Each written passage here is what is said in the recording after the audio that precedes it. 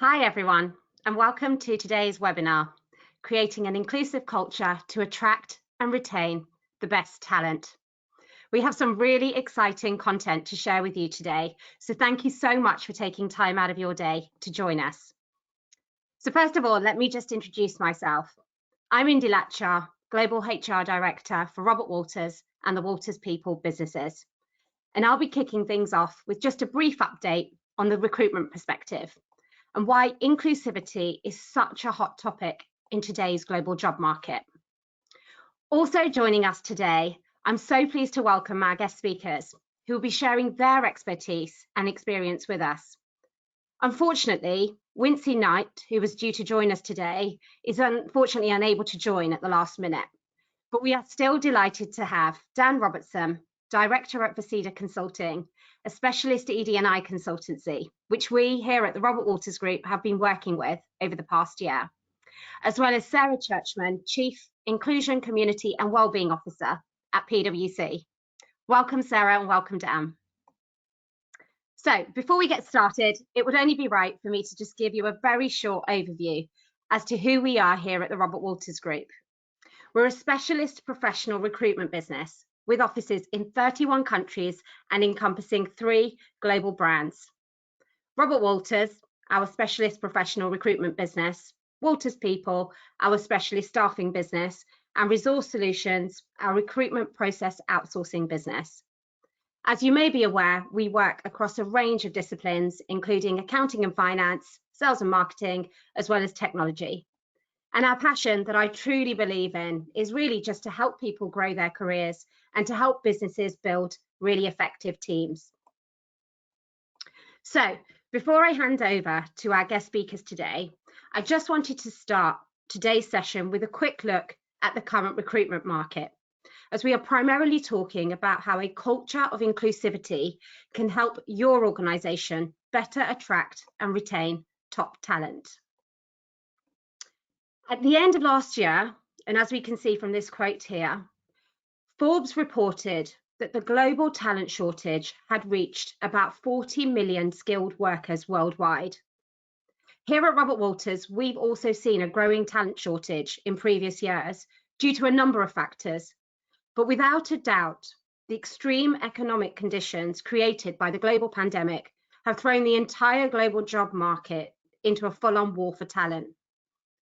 I'm sure you've all heard what's been shared recently and described as the Great Resignation, as life in lockdown has driven so many professionals to just really reassess what they want from their careers, citing examples such as wanting better work-life balance, or even just really looking for more fulfillment than their previous 9-to-5 office roles. But today's talent isn't just looking at their careers in isolation. They actually really want to know that the businesses they work for or they want to work for are actually purpose-driven organizations with a clear set of ethical values. For example, in a recent study from Robert Walters, more than 55% of professionals said that they would actually decline a job offer if they felt that the company's values didn't align with their own. As a result, business leaders have been forced to take note. Companies are addressing their diversity gaps properly from the top down, while a huge increase in the hiring of diversity and inclusion professionals signals the ever-increasing importance of building an inclusive culture that represents a diverse range of viewpoints, backgrounds, and experiences. It's actually no longer a nice to have, it's a business imperative.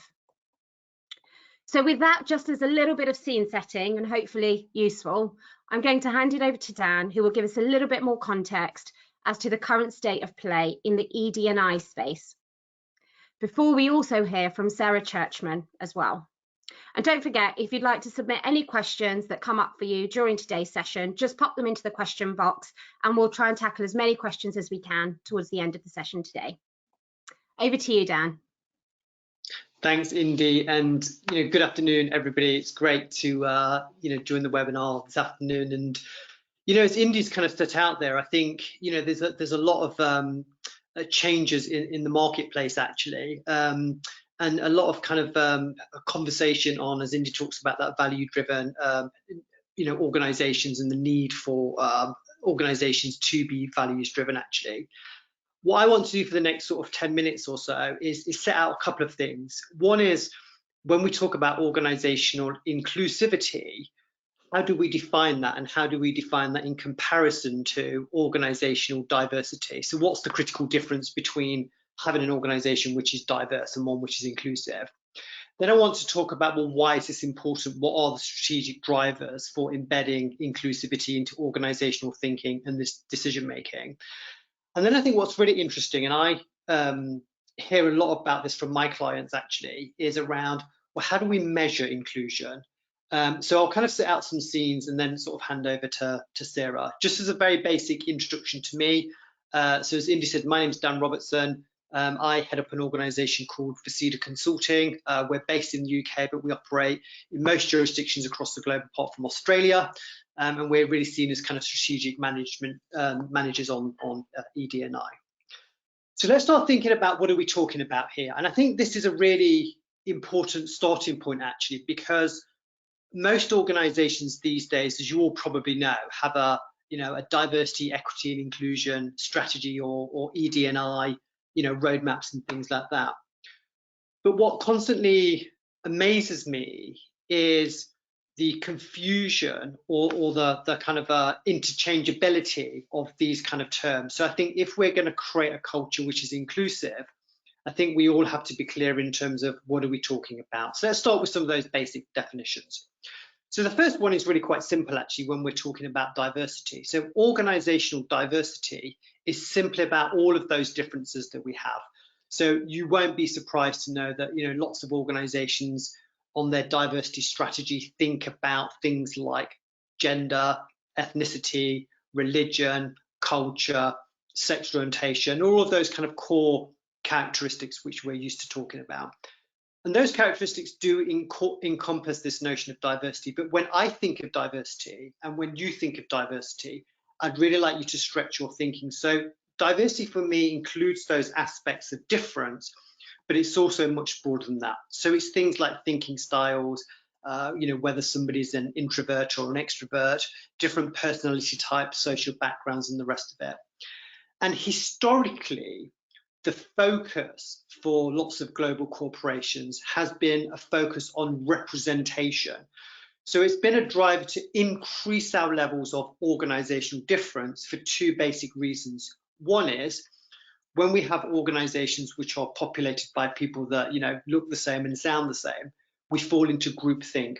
And groupthink is obviously really quite problematic when we're thinking about the need to be innovative, be creative, tap into new market trends, or tap into our customers or stakeholders. So the logic and the reason for increasing our levels of diversity is to reduce that groupthink. But we also know that we get an uptake. We get an uptake in innovation and creativity and the rest of it. And organizations have been focusing on diversity for a while, but what I've noticed over a number of years is that lots of organizations have really kind of made a strategic error in thinking. And the basic error in thinking is that there's been a focus on diversity, a heavy focus on diversity, but a light focus on organizational inclusivity. And so as organizations ramp up their levels of difference, one of the things that they haven't been mindful of historically has been the extent to which people who are different that enter the organizational culture really feel valued, really feel part of those cultural norms and the rest of it. So this strategic kind of mismatch has historically created a problem. And one of the useful things that we're seeing today is this correction. So as we're seeing a ramping up of organizational diversity, we're now starting to see a ramp up in a strategic connection of organizational inclusivity. So what do we mean by that? So if diversity is about difference, which it is, that's really straightforward. So having a culture which is inclusive. So for me, inclusivity is defined by certain factors. It's defined by the extent to which, as you enter that organizational culture, you can be your authentic self. You can walk into the organization that employs you and be free to be your authentic self. You have a sense of psychological safety. You also feel that your voice is heard in equal measure. You feel respected for who you are. You don't feel discriminated against or excluded because of your authentic self and the rest of it.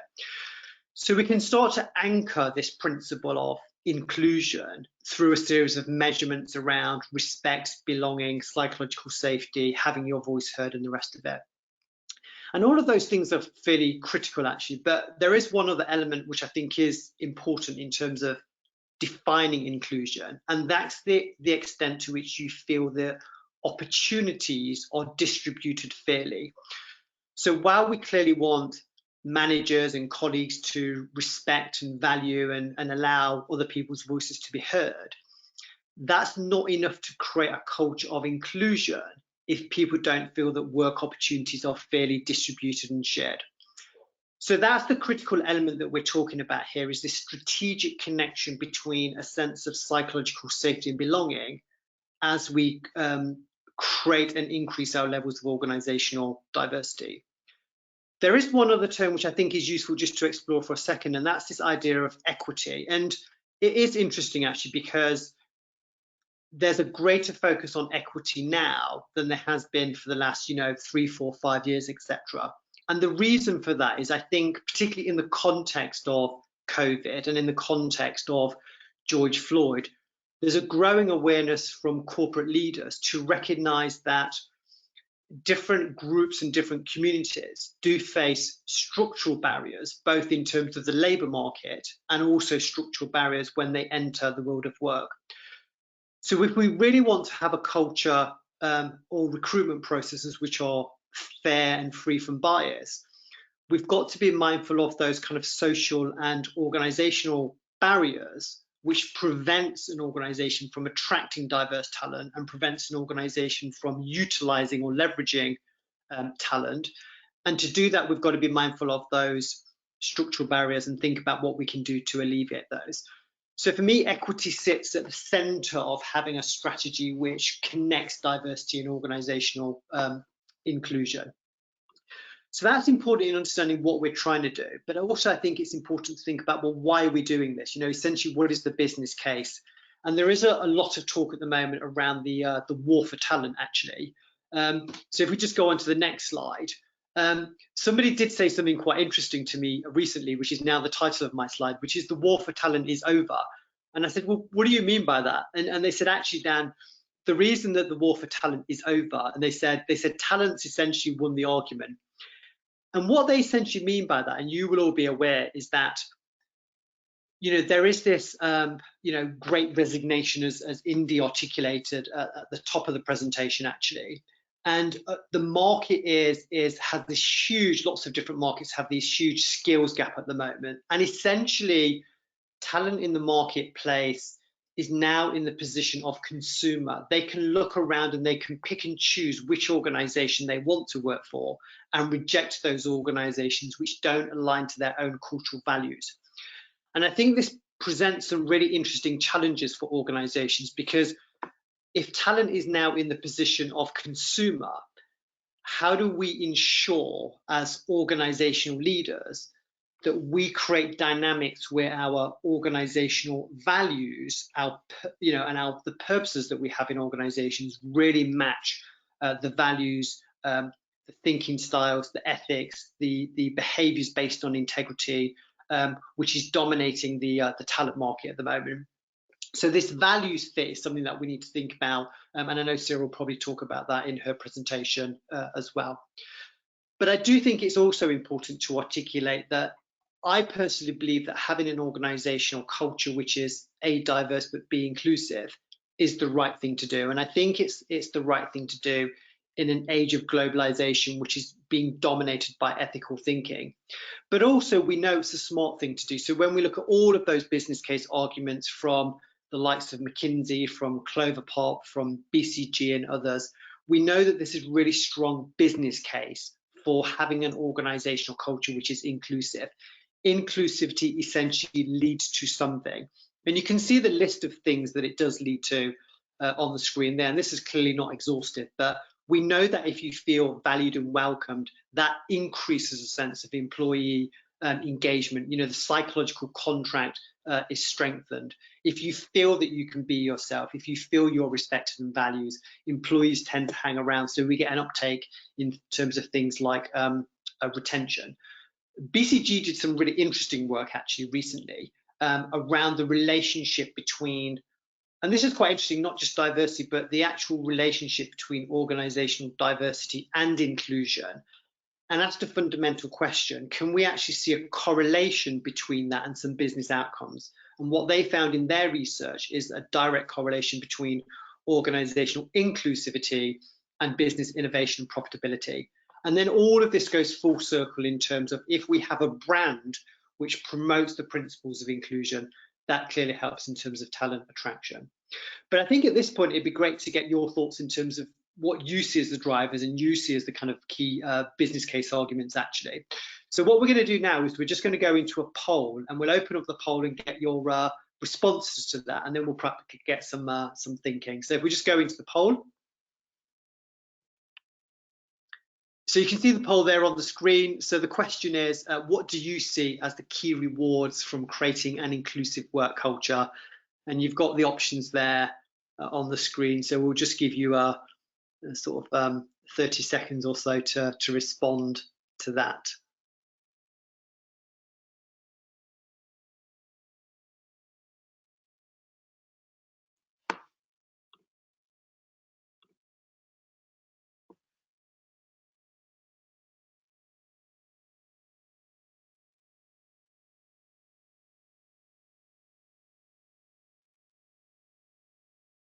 Okay, just a couple of more seconds, and then we'll probably close the poll and get the results.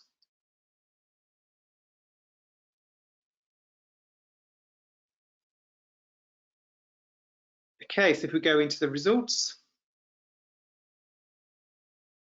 Okay, wow, interesting. So we did actually do a session this morning actually with colleagues in the APAC region, and actually interestingly, you can clearly see here emotional connectivity, business loyalty and retention is the kind of outlier in terms of 55%. And actually it was interesting in terms of the APAC region that was the kind of outlier there, and the rest of it, and then closely followed again by employee engagement. And this is what we are clearly seeing from the work that we're doing with global corporations, that actually when we create this culture where people can really be themselves, you do get this huge emotional connectivity, but that in itself leads to something else, which is that business loyalty and retention that you're all articulating.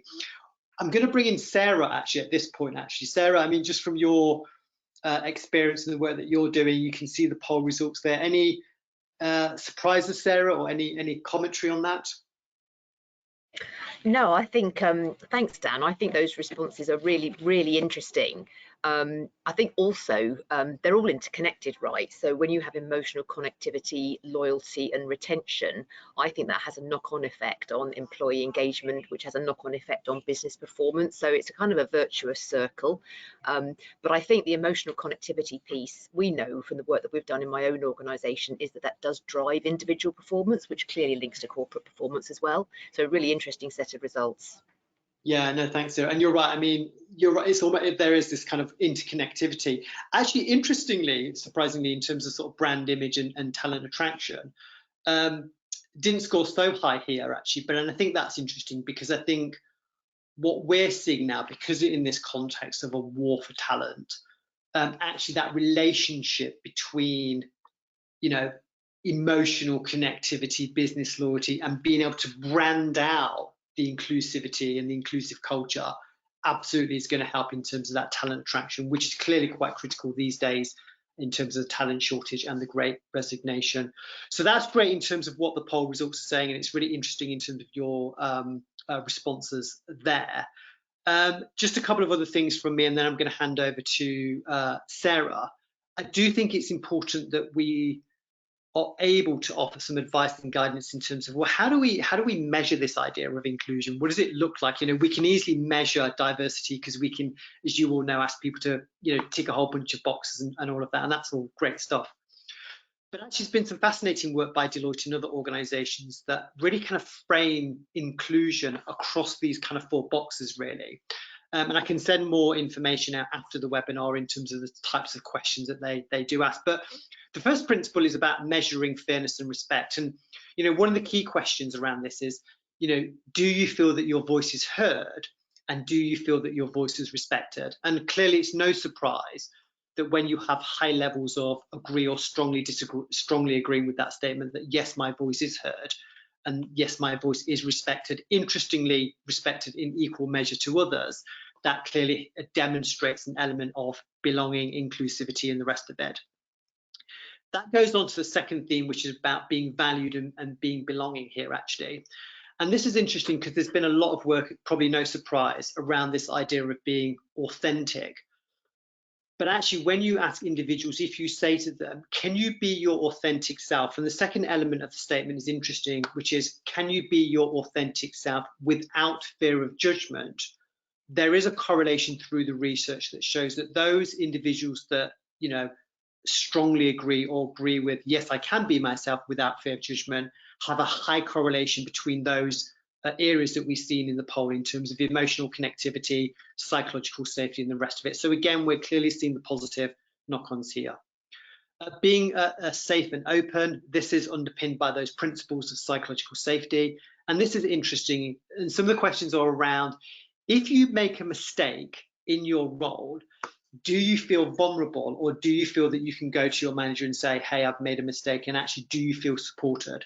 And it's interesting that those organizations that have a culture where obviously to a certain extent a degree of mistake making is allowed without an over negative compensation, people again feel that element of psychological safety. They don't feel psychologically vulnerable in the way that they would in other organizations. And then finally, and these are all equally important, but I think if I was to pull anything out in particular, I do think empowerment and growth is fundamentally important here, because as I was making the point earlier, is that we can have a culture of fairness and respect and belonging, but if we don't have a culture where everybody has that opportunity to shine, where opportunities are distributed fairly and equally, that does not lead to equal and fair decision making.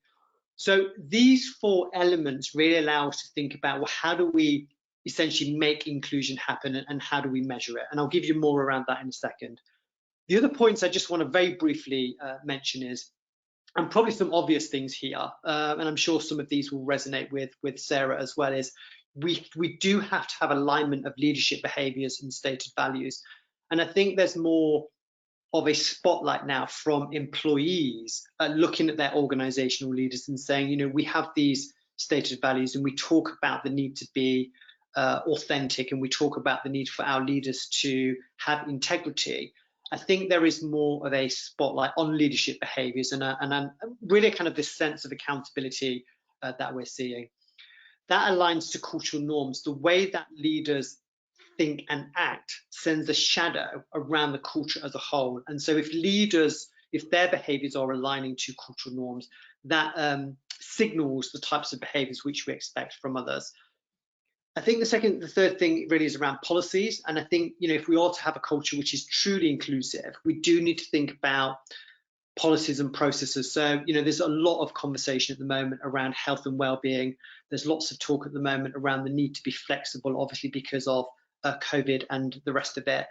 We've got to make sure that, if we're thinking about being disability inclusive, that our policies align to that, not just in relation to the recruitment process, but also in terms of those reasonable adjustments in terms of once we have talent within the organization. So when we have alignment between culture, group norms and policies, we're really starting to move ahead on that inclusion space. Spotlight on bias, I think, is important. I do know that Sarah and PwC have done some brilliant work actually on really kind of helping to mitigate bias in all of those processes around, hiring or, performance reviews and stuff like that. So trying to eliminate bias within decision-making frameworks is critical. And then finally, I think it's about measurement. How do we measure and how do we reward success here? So if I just go on to my final slide, very briefly, just a couple of examples. One is, I do think just as we analyze, just as we collect, analyze and track data on diversity, I think smart organizations are now starting to do that on organizational inclusivity. you know, we've got to start thinking about how do we stack up from an inclusion perspective. And just a couple of examples that you can see there. And I think Microsoft and LinkedIn are doing some really interesting work in this space, actually. So you can see them on the screen, and I won't go through all of these. We can perhaps talk more in the Q&A. But I think, you know, that you can see the classic statement there from Microsoft: I feel I belong in my team. Now, what's interesting about that is we're trying to measure this sense of belonging. What we do want is a positive, clearly uptake on that sense of belonging. But what we want to be able to do is we want to be able to aggregate information by diverse groups. So, for example, if we have, and you know, let's go wild and crazy. Let's say that 99% of, you know, colleagues at Microsoft say, yes, I feel that I belong in my team. Wonderful, amazing, and all that stuff. And now we've got a brilliant benchmark. But then if we analyze that data by gender, by race, by religion, by sexual orientation, how does that data stack up in comparison to that benchmark? So if we can get to that level of data analysis on inclusion, just as organizations have started to do so on diversity, I think that's where we'll really start to measure, and, you know, make some inroads. And then we use that data to create some KPIs in terms of where we want to be. And then the final thing which I'd say is, you know, I am a fan of what gets measured gets done. And I do think that just as organizational leaders and managers have and are increasingly having KPIs on diversity, I think that we need to start to embed KPIs on inclusion through management behaviors and reward those managers that do good stuff.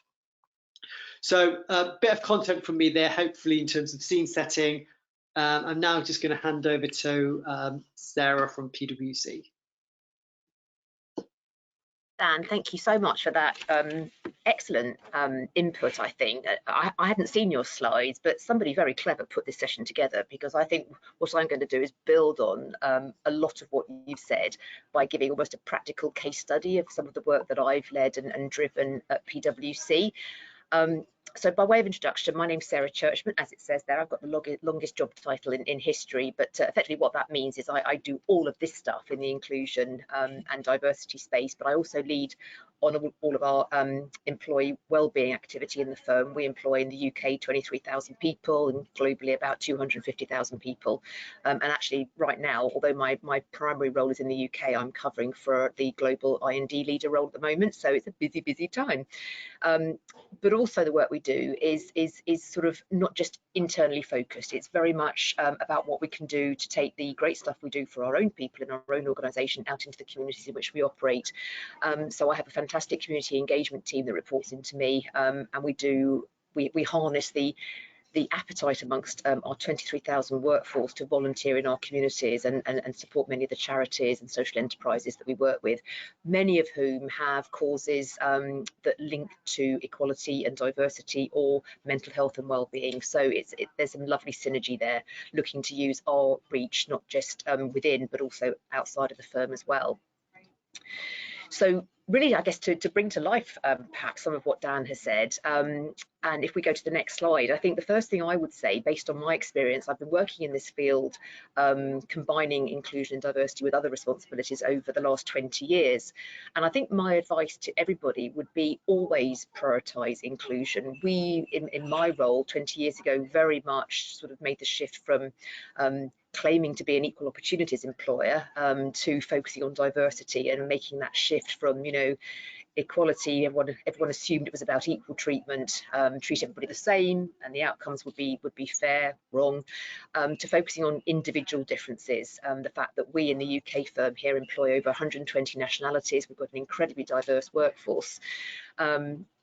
But I think if I had my time all over again, I would focus on inclusion first and make it an issue for everybody. Everyone is responsible for creating an inclusive workplace, whereas I think probably 20 years ago, like many organisations, when we started focusing on diversity, we looked at the gender profile of the firm, and we looked at some of the inequalities that were, I guess, baked into organisations and our society that resulted in some inequitable outcomes, or certainly underrepresentation in terms of females in senior roles. And then I think in the early years, trying to address that we experienced a bit of a backlash, people pushing back because they assumed that the status quo was fair. They assumed that a meritocracy exists everywhere in the world, in organisations and outside of organisations, so interfering with that would upset the equilibrium. We've come a long way since then, but I think for organisations who perhaps are newer to this agenda or in an earlier stage in terms of maturity, I would really recommend prioritising inclusion. So coming on to that, I guess, in terms of my mantra, you have to be bold in this space. You have to be consistent in what you do, consistent and persistent, because it takes time to reap the benefits. And everything, when you're looking at inclusion, when you're looking at how diverse your organisation is or should be, everything needs to be data driven, because any other business KPI it can be reduced to data, whether you're talking quantitative or qualitative. But I think data insights ensure you're focused on those things that need attention, but also they will help you to ensure that what you're doing is having an impact, because there's no point continuing to persevere with a strategy or with an approach that is having no impact at all. So data in many guises is absolutely fundamental. I would also say that avoid initiatives. Initiatives don't create the change that people want to see. I would avoid them. I would avoid anyone, saying to you, I'm really passionate about this agenda, I want to set up this or I want to set up that. No, use your data to look at developing your strategy and then your key activities that will deliver against that strategy, and use data to determine where you want to get to, but also to ensure that you are on the right road to improvement. So data, and I don't think it's just because we're a firm of accountants and consultants that data is so important. I think there's a lot of evidence now to suggest that data keeps us true and ensures that we're moving the dial in the right direction. Dan spoke very, very lucidly about the difference between diversity, equity and inclusion.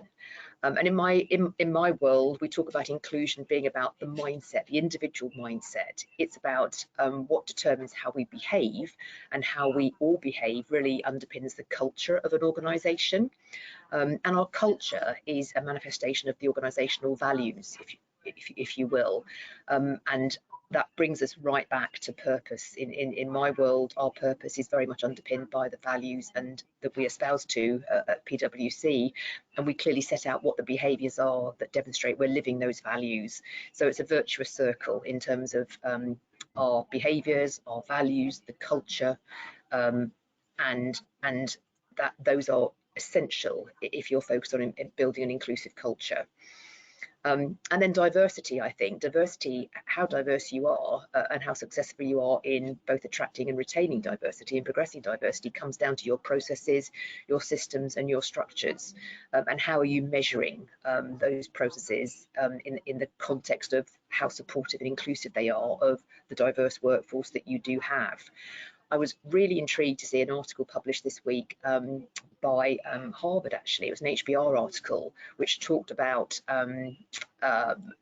proportional gender proportionality, particularly in the context of promotion processes. Now, it was a 30th of November 2021 article, which made me think, hang on, what's going on here? Because, we've been looking at that for the last 10 years at least. I think most people assume that if you have a robust process in place, it will deliver equitable outcomes. It will support the principle of meritocracy. But I think the data analysis that we have done over the years in my own organisation, when you have data that can't really be explained rationally, why is a certain group, not being promoted proportionately? Surely, if you have a manager population that is 50-50 male-female, why wouldn't your promotions to the next grade be 50-50? When people can't explain that, you know that something needs investigating and things need to be put into place to address that lack of proportionality. So I think a rigorous measurement of the outcomes in terms of diversity in your processes and your systems is absolutely fundamental. And what we have found in my own organisation is that we don't necessarily understand the outcomes, the data outcomes of our processes. And I think for a number of years, we almost were banging our head against the wall. I mean, doing the same thing over again is a sign of madness, right? Craziness. So our conclusion was, well, if we don't understand why our processes don't appear to be delivering equitable outcomes or proportionate outcomes, let's talk to our people. And we did that back in 2017, actually. We spoke to our ethnic minority employees in the firm to better understand what their experience was of our culture and our processes. And they gave us some very, very clear messages in terms of how they perceived our processes, which put us into incredibly good stead last summer in the wake of the Black Lives Matter movement, because people want to see fair outcomes right. And I think the fact that we had clear processes in place that they could then understand, that we could explain to them, was super helpful. But I think that comes back to the point about data is not just the numbers, it's what your people are telling you, right? And the key themes of the messages they're telling you when you consult with them, either through surveys or focus groups or whatever it might be. And then when you have data, you could use data to drive accountability, and you can actually be quite transparent about your aspirations as well. So I think if we go to the next slide, that kind of approach, really focusing on inclusion and engaging everybody in their responsibilities for being inclusive leaders, and measuring the diversity of your organisation from day one throughout, from junior grades to senior grades, does give you the data that you need to develop a clear plan of action. And I said earlier, bold and consistency are important. Our current Chief People Officer, when she came into role, said to me, I want a bold strategy, Sarah, on diversity. And I thought, blimey, no one's ever asked me for a bold strategy before. So I thought long and hard and became very bold myself when I went back to her and I said, well, we're going to do less. We're going to do less. There's so much going on in this space. There's so much we can do. There's so much people suggest we should do, but we're going to do less because I believe it will achieve more. And we'll do less, but we'll do those things that the data suggests we need to focus on. Hence our 5-point plan. So just whisking through some of these things, inclusion there is paramount, as you can see at the very top, but inclusive cultures just don't happen overnight. There's a huge degree of upskilling required, because in my experience, most people think they're far more inclusive than they actually are. And in fact, those people who need to consider their capabilities in this space will be those ones who do consider themselves to be more inclusive than others.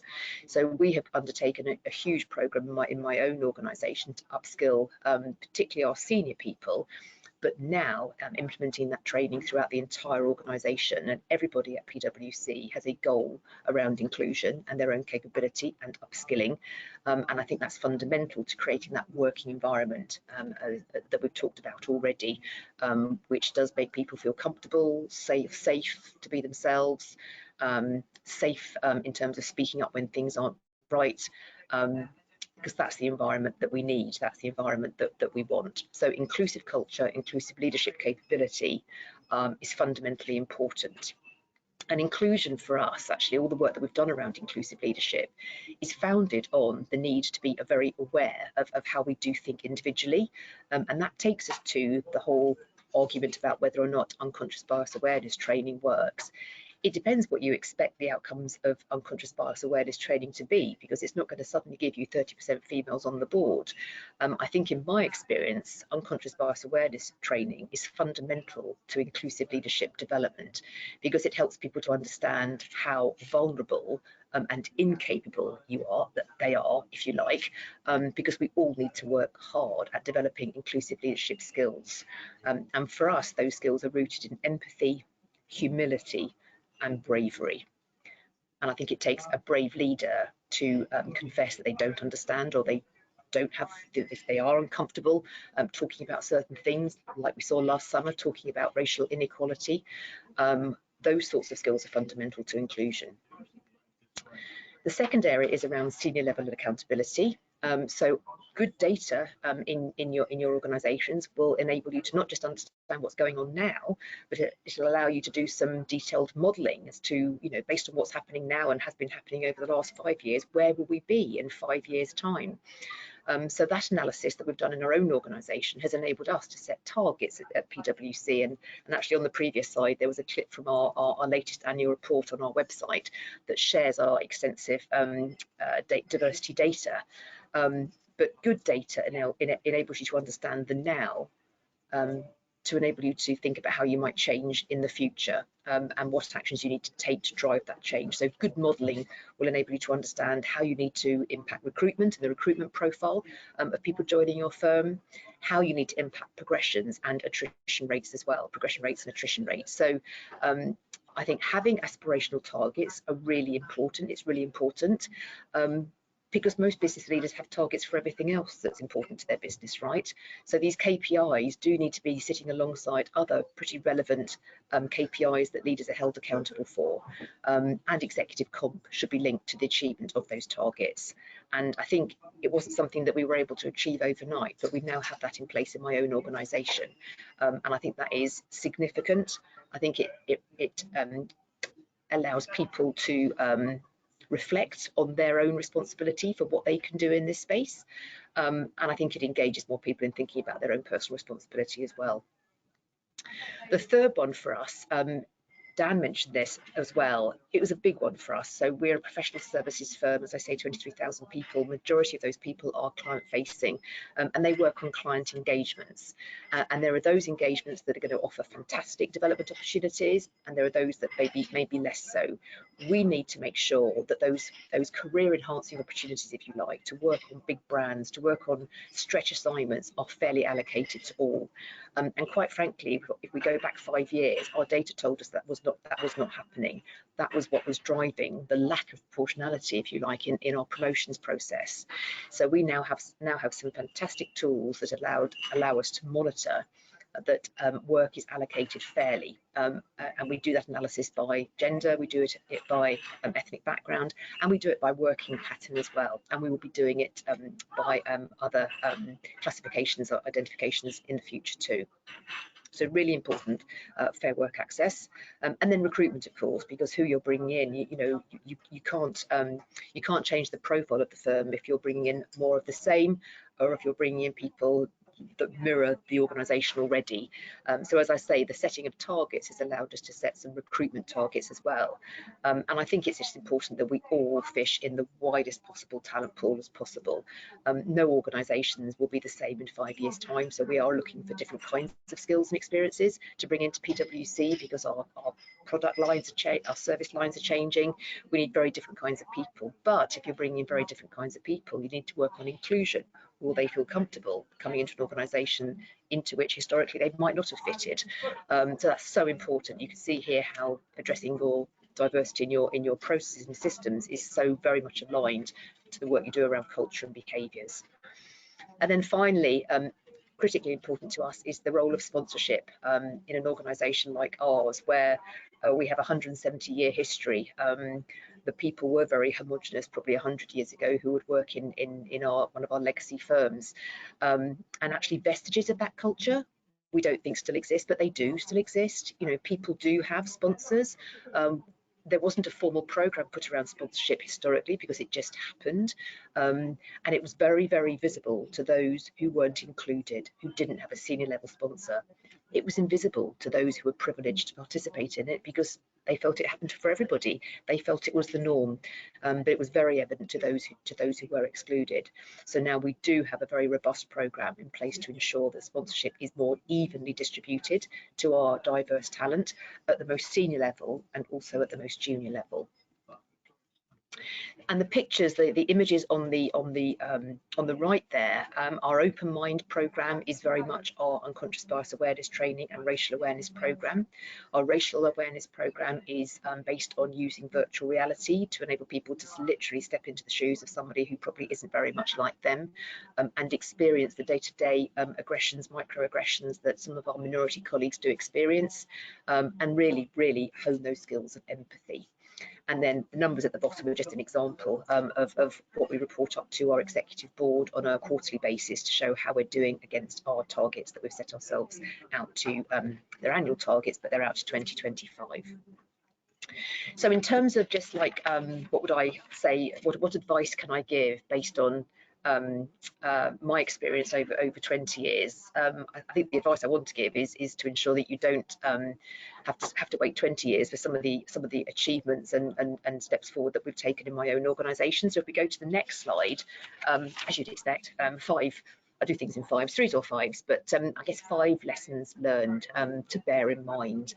And I think some of these things are we've talked about already, but are backed up by lots of empirical research and reports out there. You have to have the tone from the top. You have to have leadership support. If there's no accountability, there will be no progress, and I think that's fundamental. Yes, you know, you need leadership on this at every level, particularly in the middle, I don't deny that. But if it's not coming from the very top, you will not make progress. And certainly in my own experience, when I've had less support from the very top, it has hindered our advancement and our progress on this agenda. There's also, I mentioned consistent and being persistent. I have not come across any quick fixes, but if anyone knows of any, I'd be all ears, and I'd be really, really keen to learn what they are. But I just genuinely think there are no quick fixes. There are lots of things that get in the way, which is why you need to be persistent. But I think being persistent on fewer things rather than less that the data shows you will have an impact is the best advice I can give. And that goes to the data point. Use data in identifying and planning your activity, and then use the data to really ensure that it's delivering the desired outcomes. So measure your progress on a fairly regular basis. Also focus on inclusion from day one. Everybody wants to be included. Everyone wants to dance, right? Like no one's watching. So focus on inclusion from day one, because this is everyone's responsibility. It's not just the leaders. It's not just the responsibility of a certain group of people. We all need to role model the right behaviours, and we all have more we could learn in this space. I certainly do, even though I've been operating in this space as a Chief Inclusion Officer for a number of years. And if you focus on inclusion, you engage with everybody. And I think that's the most important thing. Don't allow this agenda to be seen as HR's responsibility or the leadership team's responsibility. I think everybody should be quite clear on what their role is and what their responsibilities are in that space. And that's why in my firm, everybody has a goal that relates to inclusion, which they personalise and can be measured and held accountable for. So I hope that was helpful. I'm going to hand back to you now, Dan. Thanks, Sarah. That's brilliant, actually. In fact, I'm going to hand over to Indy, actually, who's going to go into the Q&A. That was me, my mistake. Sorry, that was a brief I had and I messed up. Sorry. No worries at all. That was fantastic. I really enjoyed actually myself just listening to bits of insights that you've both shared. But let's just take a moment to look at some of the questions that we've got coming through. So I've got one question here for you, Sarah, actually.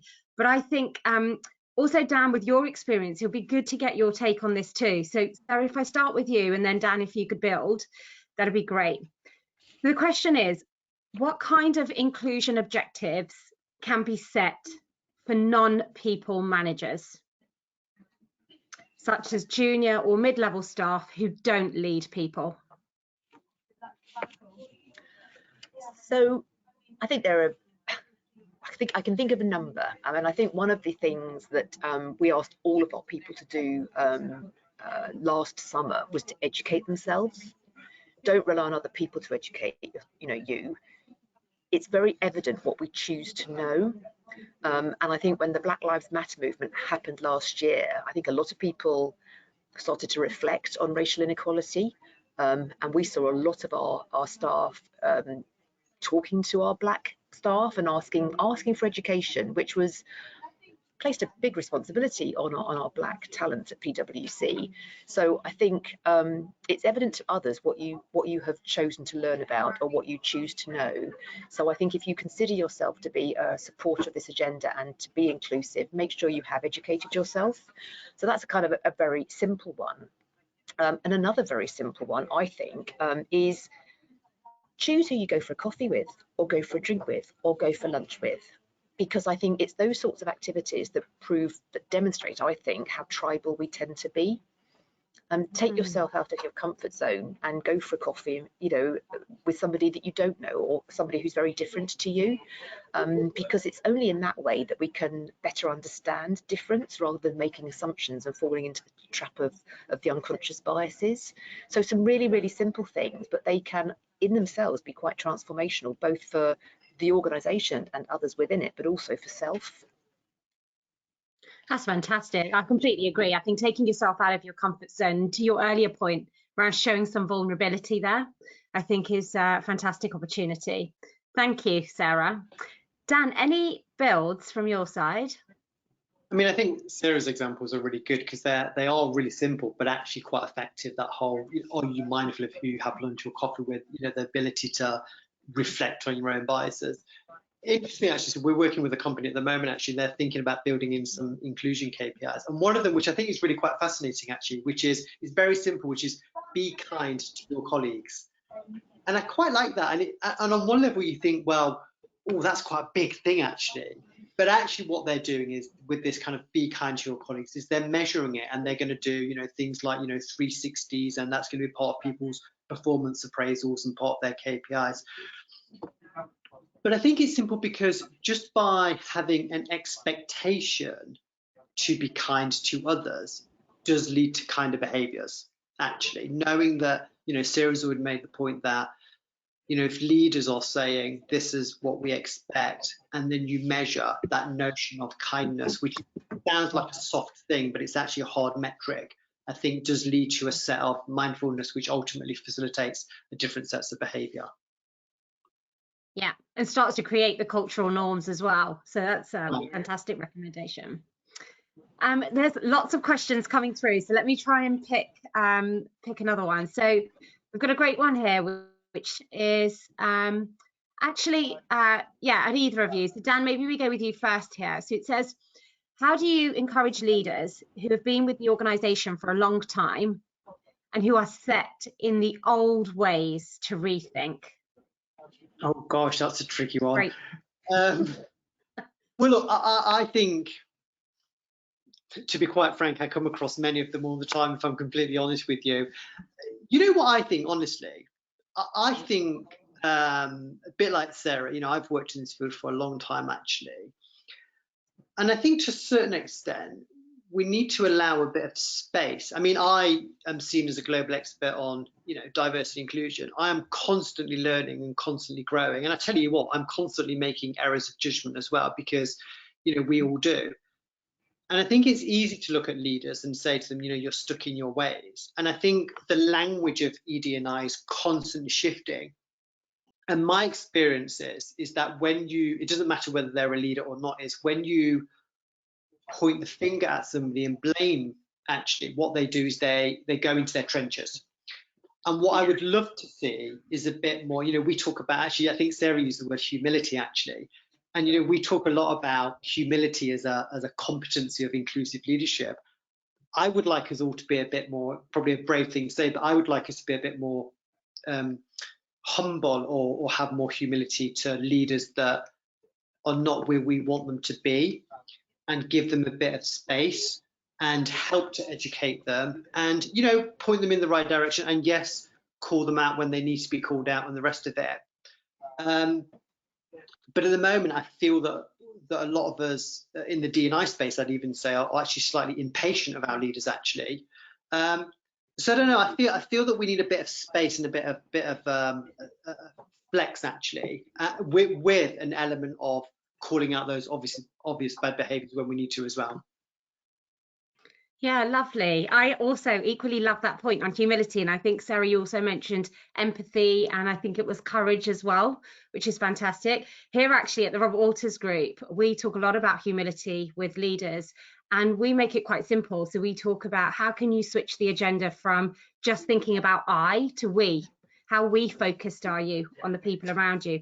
And actually, that's just a really simple measure of how humble you are in the moment, day to day. So yeah, lovely point. I think we've probably got time for maybe one more question. So again, I'm struggling to pick because there's so many coming through. Give me 1 second. So here's one. And actually, this focuses on the data piece that you've both talked really well about. So the question is, how do you measure the KPIs for inclusion? Do you include surveys of staff, or are there any other ideas around this? So Sarah, would you like to go first? Yeah, sure. I'll tell you about what we do. So we do a twice yearly staff survey, staff engagement survey. One is a big one, and the other is more like a pulse. All of those questions are heavily scrutinised because they measure something. You know, they're not just kind of just thrown in there, but because we want feedback, they measure something, and we have a computation to sort of roll up to an engagement index. So that we analyse by gender, we split it by gender, and we look at it by so we look at gender differences, and we look at differences by ethnic minority as well in the firm, because we have great data. We know the gender of 100% of our workforce. We know the ethnicity of 97% of our workforce. It's slightly less for some of the other aspects of identification, or some of the other characteristics. But then also in our survey, we have some key questions that we extract and produce an inclusion index, which relate to all the things that actually Dan was talking about around psychological safety and the ability to speak up, what people think of leadership. There's like 7 or so questions in there that we look at, and again we produce an inclusion index for overall, but then we also look at the inclusion index by gender and by ethnicity, and we drill down to business units, etc., etc. So I think it's there already in our engagement survey. I think where there are some fundamental differences, that's when you need to follow through, and that's when we would do things like focus groups, as I mentioned earlier.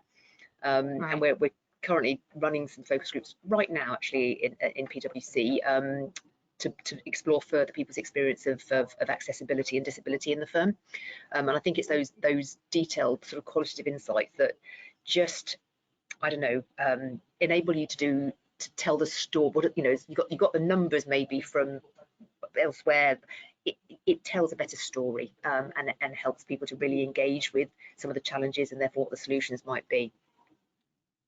Oh, lovely. So really looking at engagement surveys, whether that's Pulse or kind of the annual survey, but together with actually talking to people, having real human conversations with focus groups. That's fantastic. Yeah. Okay, Dan, any builds on that? No, the only thing I would say, I mean, the methodology that PwC uses, you know, spot on. It's brilliant. It's the method we use with our clients. I think what's important though is to, as Sarah articulated, is to aggregate the data. So when you've got the headline, then you can break it down by things like race and gender. But also then I think it's important to separate the data out to create the KPI. So you might take a statement such as, I feel that I belong here, and you might get a real positive where, you know, women or people of colour are, you know, scoring quite highly on that. But then you might get a different result. So if we go back to that principle of, you know, as Sarah was saying, do I feel that work is allocated fairly? If you have a negative on that, that creates your area of attention. So you can then create the KPI not on the belonging bit, because that's scoring super positive, but you create the KPI on the work allocation piece. So, and that's the point of the data, is to think, actually, let's celebrate where we're doing super well and celebrate the success, but celebrate, as Sarah's articulated all the way through her presentation, is about we use the data to focus down and create action. And that's the point of the data, actually. Which becomes then quite a smart business tool. Brilliant. So not just looking at actually what's coming through, but also looking at the insight that's generating and what actions you can then take as a result. That's fantastic. I've just done a quick time check, and I'm afraid they're actually at time. I know that we've got quite a few more questions that have come through. So the commitment I will make is we will get responses to those questions from our guests, both Dan and Sarah, today, and we'll follow up on those after today's session. So finally, just to wrap up, first of all, thank you so much, Sarah and Dan, for your time today. It's been a really insightful session. I personally, as I mentioned, have taken so much away, whether it's around data, leadership behaviours, cultural norms, the Deloitte research. There's been some fantastic bits of insight today. And finally, just for our audience, if you are looking for more ED&I insights, I'd highly recommend that you check out our Thought Leadership Library at the robertwaltersgroup.com website. Or you can simply just scan the QR code in front of you here on the screen, and that should take you straight there. And of course, as we've discussed today, the global jobs market is more competitive than ever. So whether you are looking to hire, change jobs, or even just come and work with us, please do get in touch with us at contact@robertwalters.com. So thank you so much for your time once again, and I hope to see you on another webinar very soon.